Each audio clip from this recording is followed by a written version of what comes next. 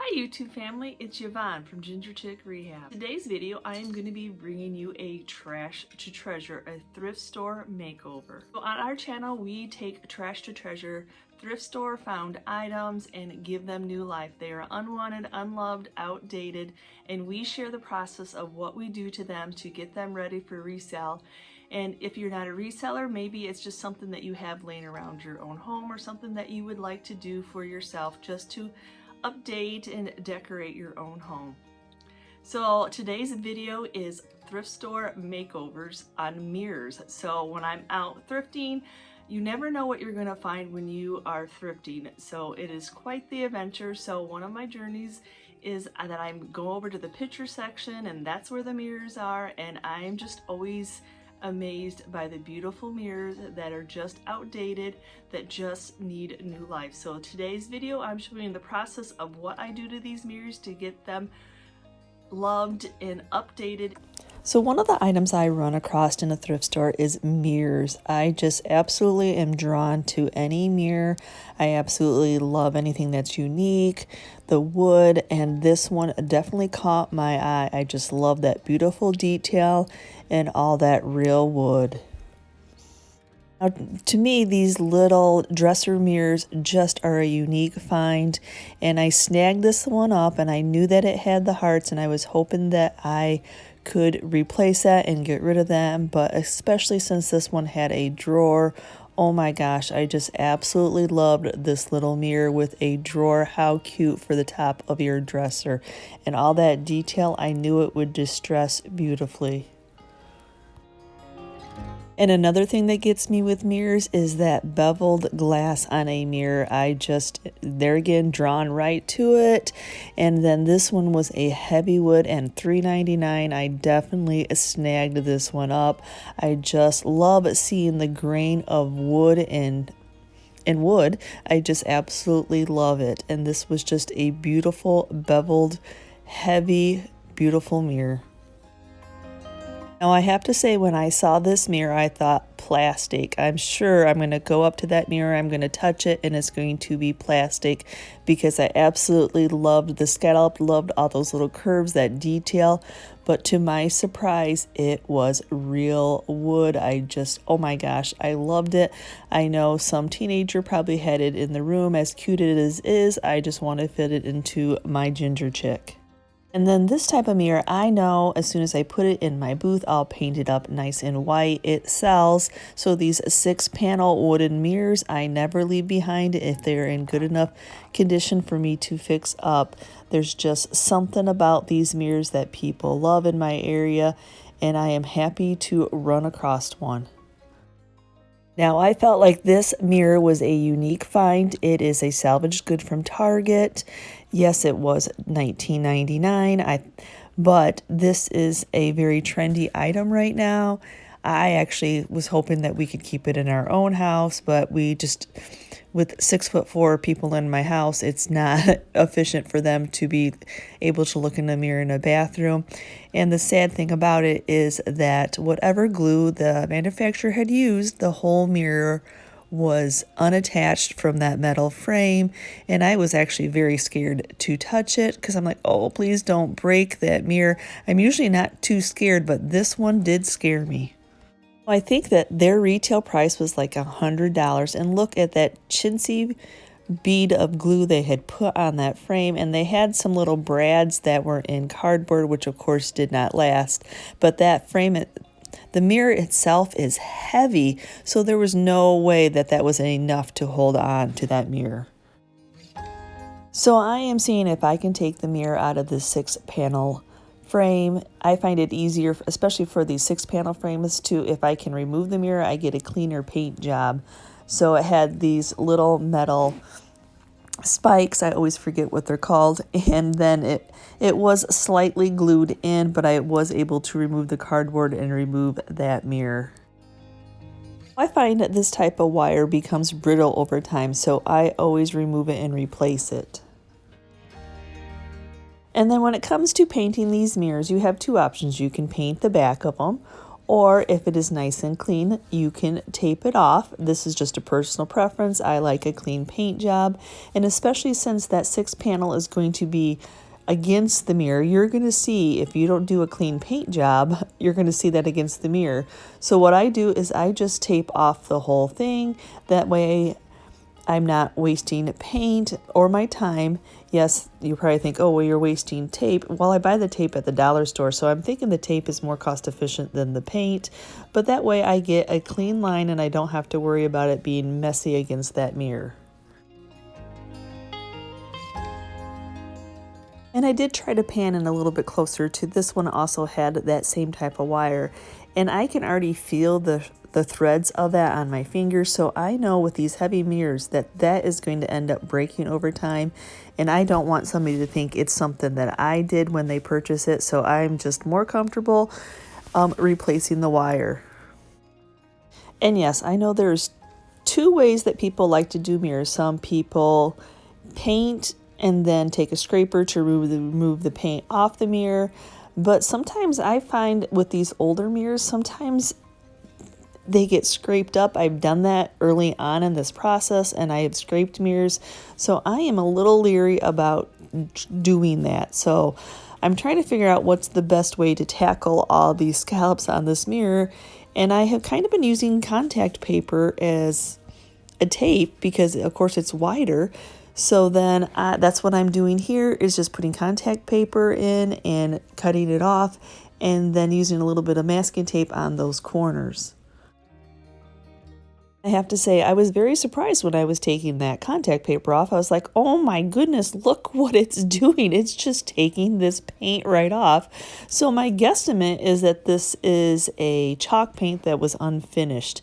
But yes, I do tape off the back of all these mirrors so I have a clean line on that back. So for this little dresser mirror, I'm going to be taking it apart, getting all the pieces and parts. And of course, those spindles are wonky. As you see, it just is moving. So knowing that those need to be glued back down is probably the reason that somebody donated it, and maybe the hearts. Yes, I was very happy to see that I could take the back and take this mirror off, and then removing those little tabbies to be able to paint them separately. The little tabbies are already black, so I don't have to do anything to them, and I'm just getting the sticker off the back of this piece, and I think I'm just going to leave that back piece the color that it is.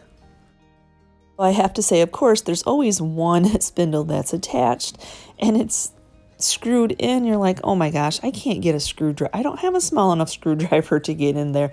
So I did have to work a little bit to get that detached, get that screw removed, so I was going to be able to re-glue them. Sometimes it's not as easy as it seems. So at least I knew that spindle wasn't going to come off, it was just going to spin. So what I'm doing here is I'm just using some Titebond glue.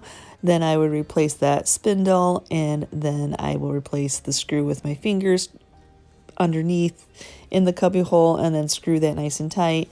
And then for the other side, I'm going to have to go in and put some of the Titebond glue around it and use one of these pushing underneath tools, kind of try to pry that up as much as I can to get the glue underneath.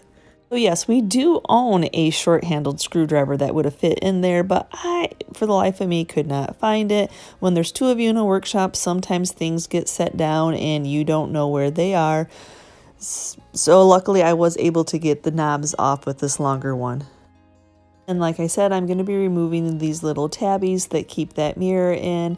They need to be free moving so you can spin them to keep the mirror in. So you definitely don't want to be painting these in that you won't be able to spin them, because that'll basically glue them.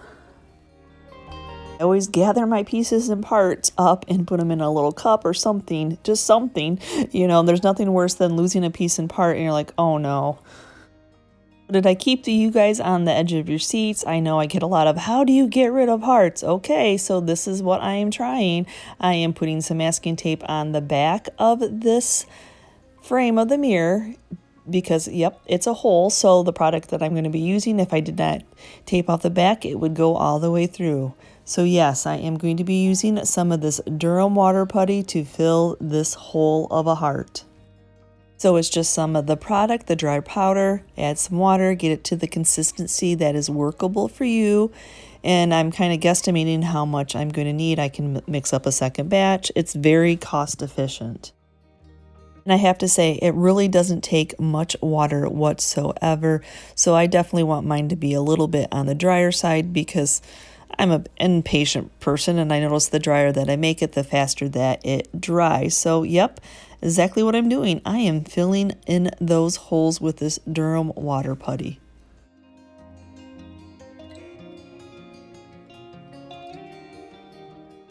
And as you see, I'm kind of tapping it, making sure that it's settling and leveling out.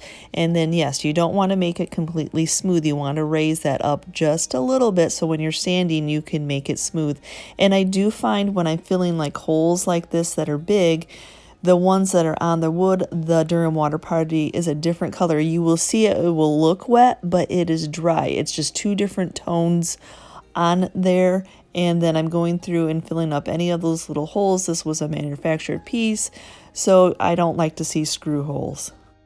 So here's where you can really see the two difference in the tones of the color, but I tell you, this is completely dry. In about an hour or so, this is dry. It dries faster than you think. I always thought I had to let it sit overnight, but then I find when I let it sit overnight, holy cow, that is, yep, rock hard.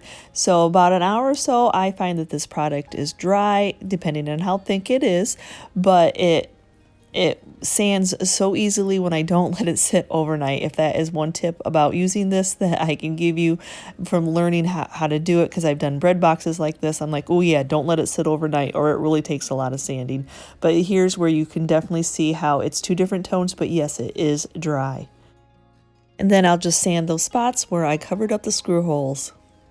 And then now knowing that this paint is just going to chip off, I'm just going to take some 150 sandpaper and I am just going to go to town and try to get all that loose paint off.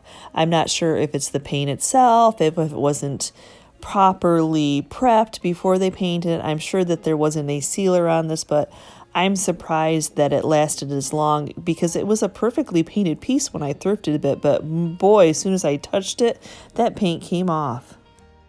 So now that I have all my mirrors prepped and taped off, I am ready to get them clean. And I have been loving the super clean. Yes, I am a crud cutter fan too, but man, I really do like this product also. It is nice to be able to water it down and put it in a bucket. You want to get all that grime, all that buildup, anything off this wood, anything off the area where you're going to paint. And yes, definitely I'm going to be cleaning this metal piece also, because when that mirror came out, yes, this needs a new paint job too. It had scraped the entire sides of the inside.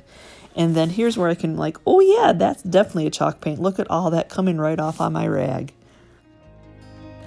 So I have been blessed to be in a furniture flipping group. Then I know that Chris is mostly the one that does the furniture now. But one thing from watching their videos is I am now trying this little 1-2-3 primer that I get off the shelf at Walmart.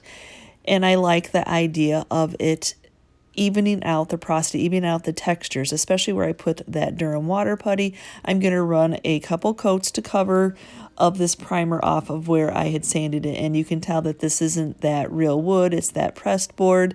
And hopefully it will make that where I filled in the water putty and where it's the press board, make that texture even. Even though I've never really noticed a difference when I have not done this in the past, I thought, why not? I want to make sure that this is a nice piece, and I love that tip from their videos. I just wanted to share with you, look at that itty bitty bead of glue that they had put on this frame.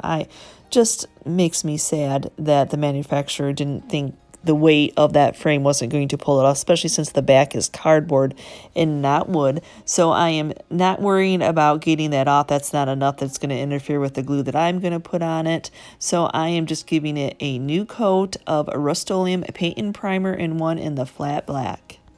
I know that I have probably suggested this a time or two in any of our videos, but if you can thrift a turntable like this, look how easy it makes this huge metal frame. It makes it so easy for me to put a couple more planks of wood on there and be able to spin this and get it all covered.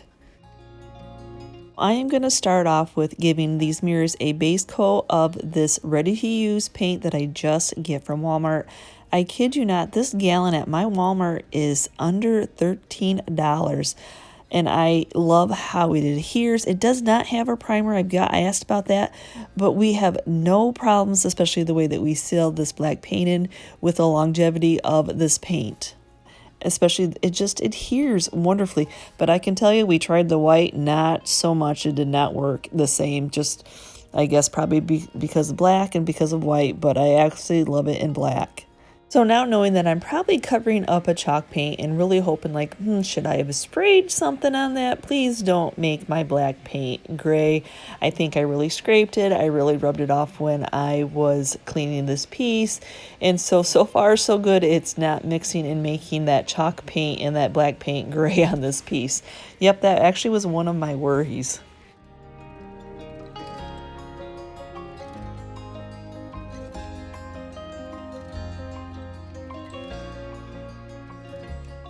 So on the 6-panel piece, yep, can you see that masking tape? There's no worries there. I was not cutting it off. I just left it as flat as it could be.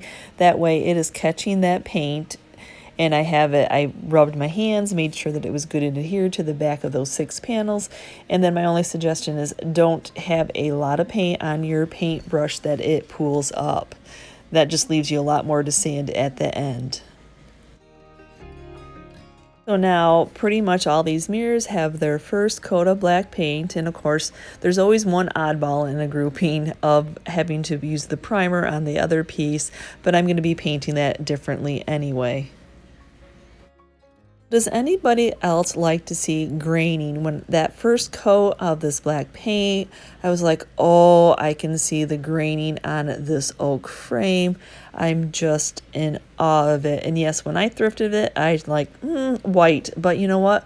White does not show graining. So I'm pretty sure that this mirror is going to be staying black. Now, knowing that this is going to be my last coat of paint after I get the entire frame painted, I go back over and I do a very light touch with my brush. And what that's going to do is that's going to smooth out those paint marks, those paintbrush marks on that paint, and give you a nice smooth finish. Now I'm going to go back in with some polycrylic. I'm going to seal and protect that black Rust-Oleum that I have put in there.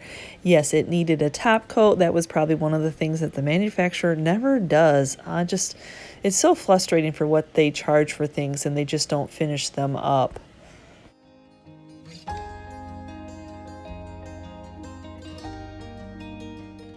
For these mirrors that are going to be staying black, I am going to seal that paint in using the same thing, that polycrylic, as a top coat.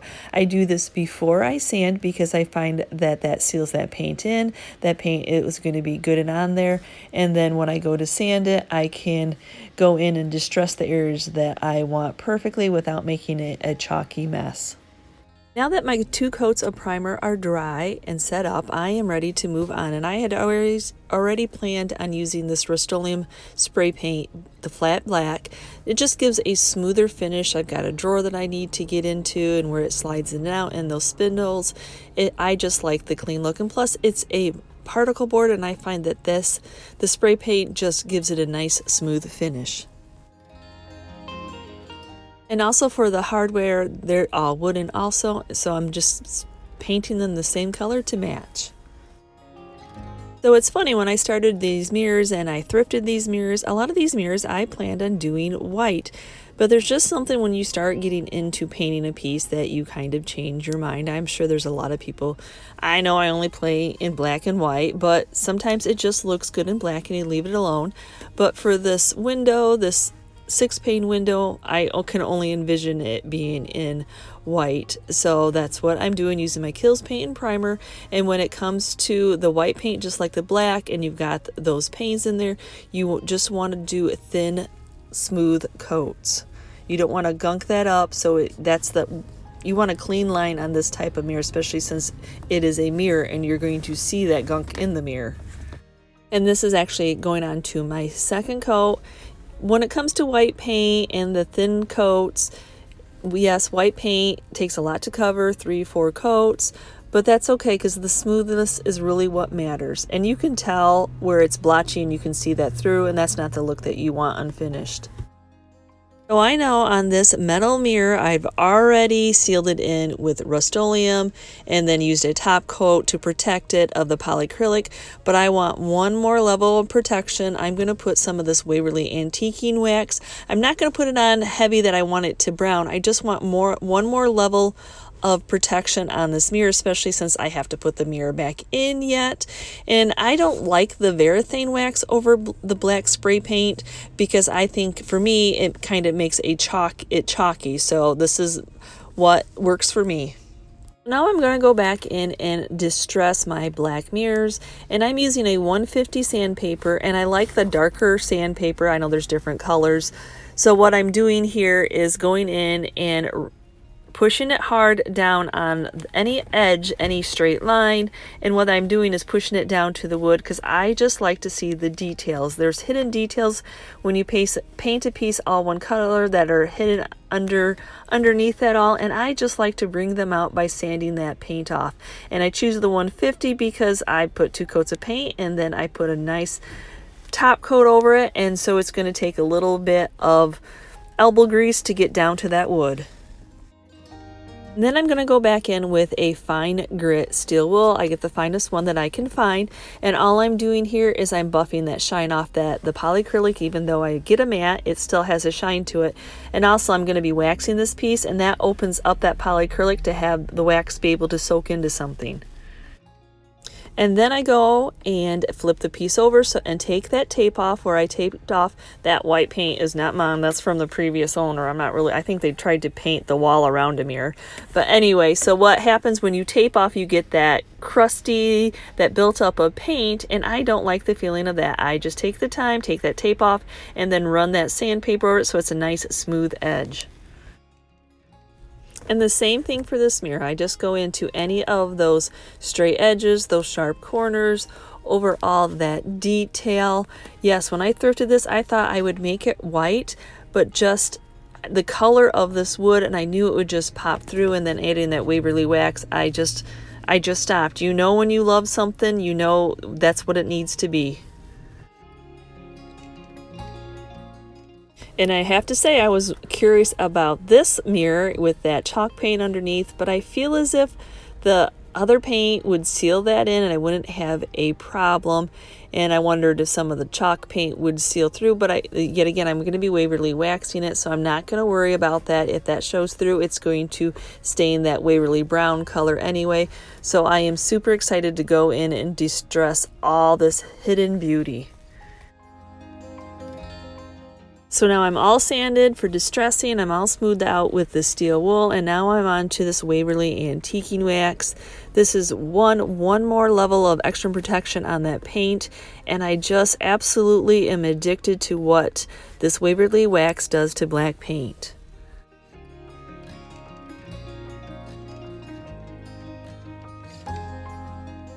Remember, I felt like when I was going to distress that some of this white chalk paint would show through, but like I said, that is okay because I know that this Waverly Antiquing wax will turn that brown and there's no worries. So are you all tired of watching me wax? I tell you, I am. I just am in all the transformation that a little bit of brown wax on black paint just... I could do it all day long. I am glad that I had that God wink moment and make these black. I just absolutely love them. That little dresser mirror, I got this little decal that you get from Hobby Lobby. It was a 2-pack for $1.99.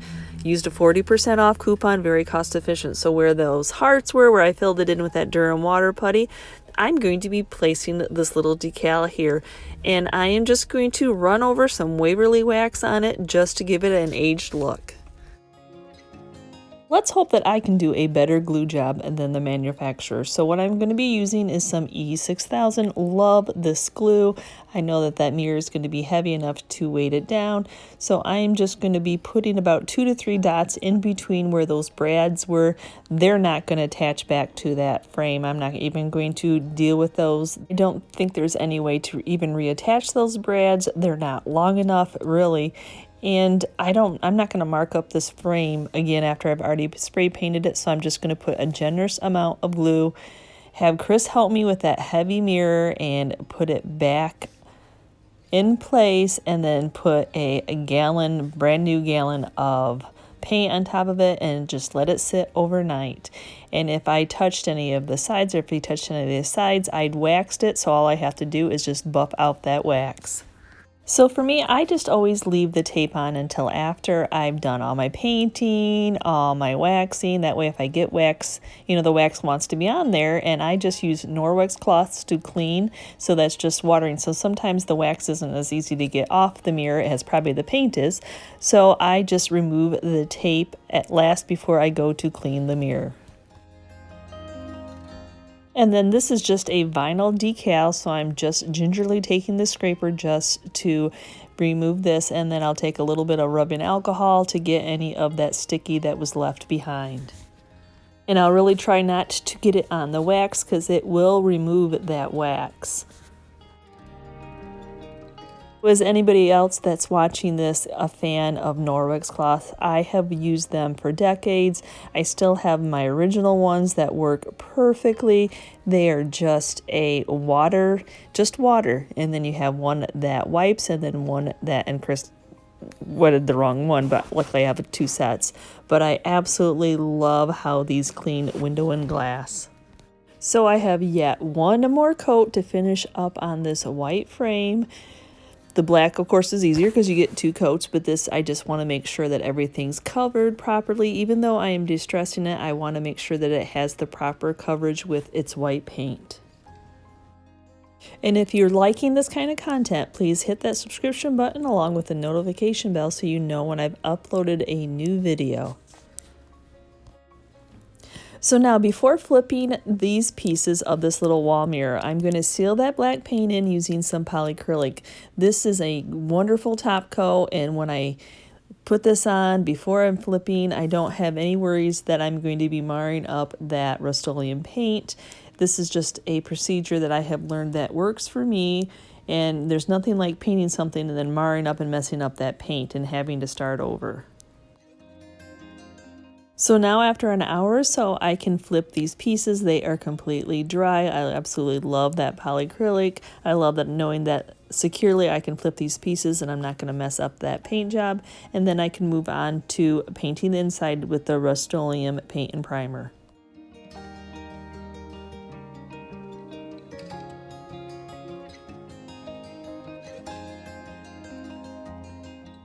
If you remember, I removed that old wire that was drying out and I felt as if it was brittle. So now I'm replacing the hardware, and I just get this hardware off of Amazon. It's like 100 pieces. It comes with the little hangers and the little screws.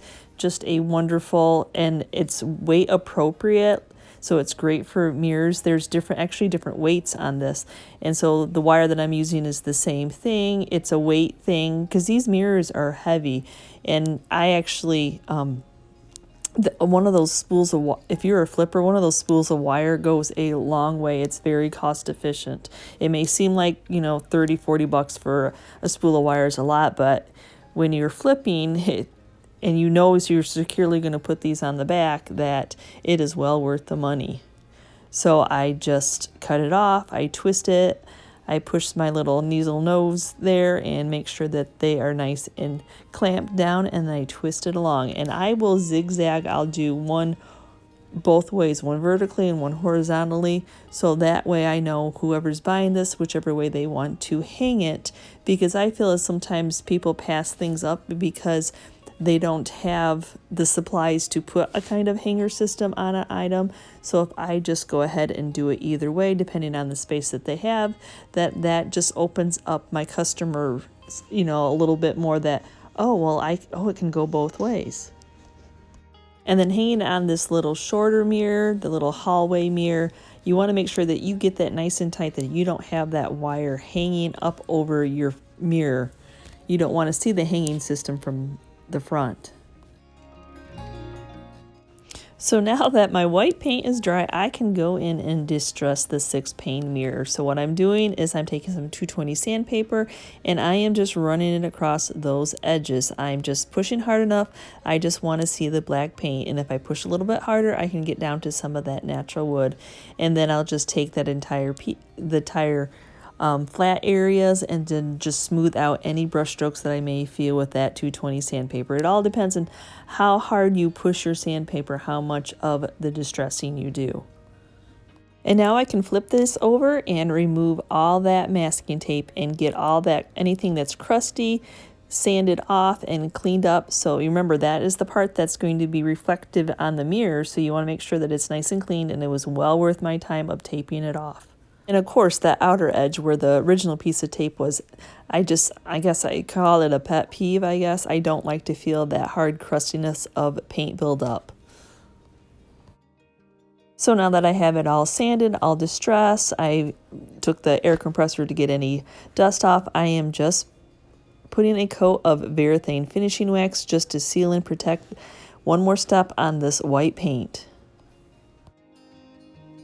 And boy, was I happy that I was able to remove this mirror. Look at, you can see just the buildup over time. Yuck.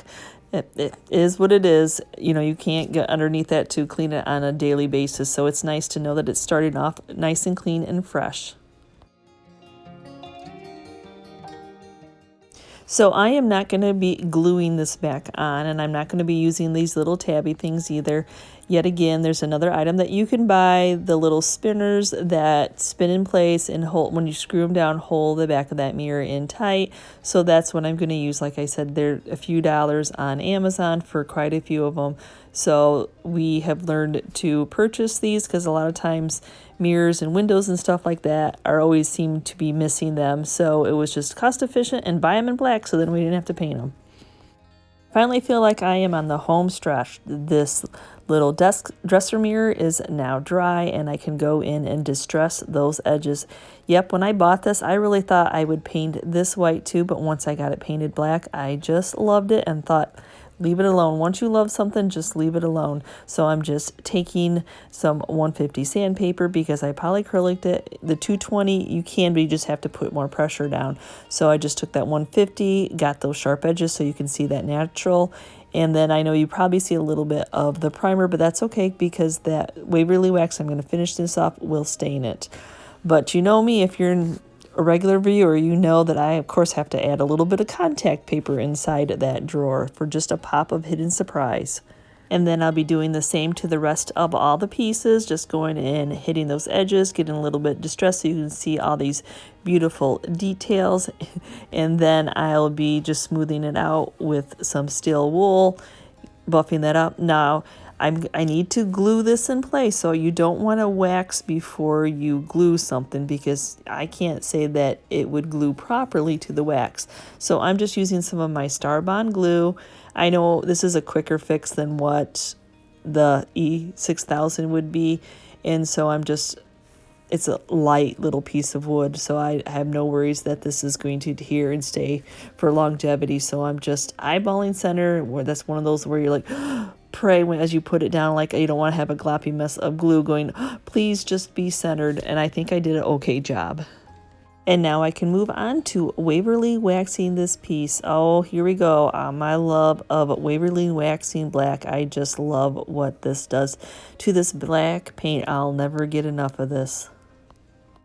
Normally, I would have painted this panel that I removed, but there was just something about the color and then that little detail that I was going to be putting on the front, how I thought it would correspond. I know it's the back of the piece, but I like my backs to be just as pretty as my fronts.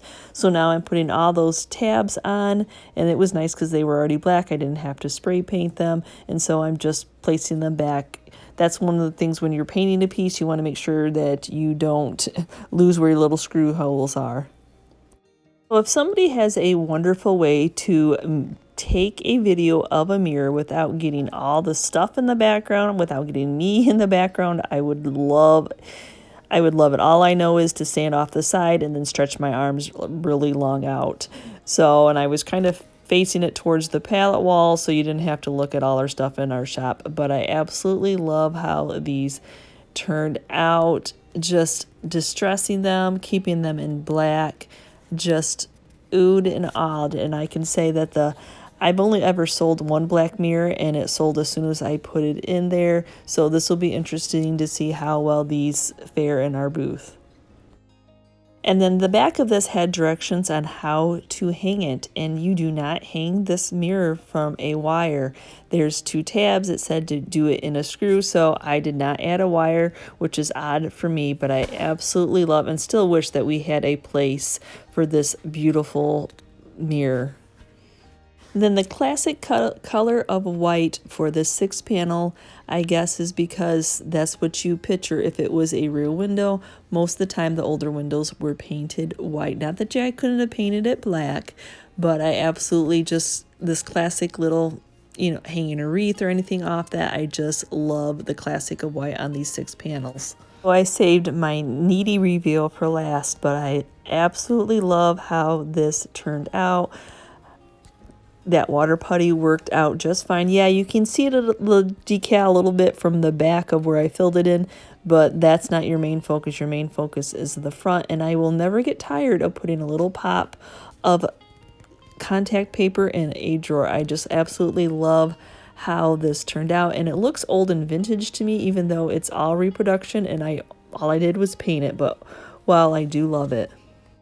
Okay, thank you so much for watching today's video. And what was your favorite mirror? I know mirrors are so hard to video, so I'm sorry that's not the best staging, but I don't want you to have to see me, and I don't want you to have to see all the stuff in our shop, because there's always projects being worked on. So I'm sorry that I can't stage mirrors any better, but they absolutely all turned out beautiful. Which one was your favorite? Which one would you have purchased? Which one would you keep for your own home?